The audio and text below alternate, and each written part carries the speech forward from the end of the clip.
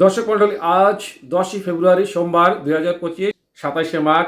আমি মামুন চৌধুরী জানাচ্ছি পত্রিকাগুলোর প্রধান প্রধান শিরোনাম। সর্বপ্রথম ইত্তেফাক। ইত্তেফাক মেইন হেডিং করছে সবিন নিয়ে কারসাজি। নেক্সট প্রথম আলো মেইন হেডিং করছে সংস্কার কমিশন, পুলিশের দুর্নীতির 9 খাত চিহ্নিত।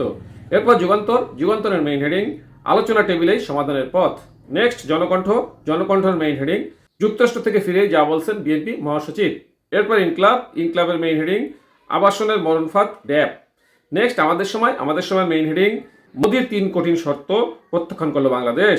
নেক্সট সমকালের মেইন হেডিং অভিযানে গেলে নাকাল, উভয় সংকটে পুলিশ।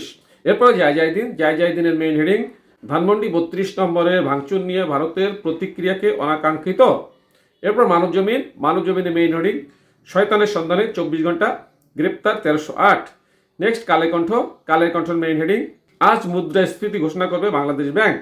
নেক্সট বিবিসি বাংলার মেইন হেডিং বাংলাদেশের অভ্যন্তরীণ বিষয়ে ভারতের মন্তব্য অনুকাঙ্ক্ষিত, পররাষ্ট্র মন্ত্রণালয় ঢাকায় ধানমন্ডি 32 নম্বরের ভাঙচুরের সমালোচনায় বিএনপি নেতা গয়েশ্বর। এই ছিল পত্রিকাগুলোর প্রধান প্রধান শিরোনাম। এখন চলে যাচ্ছি যে কোনো একটি সংবাদের বিশ্লেষণে।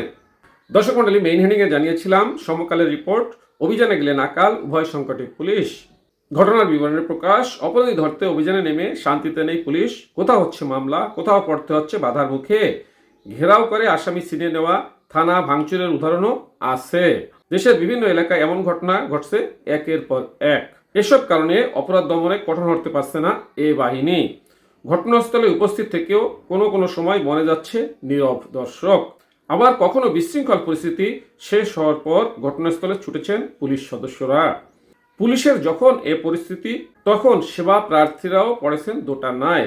জনমনে দেখা দিয়েছে নানা সব প্রশ্ন। সব মিলিয়ে পুলিশ যেন এখন শখের করাত।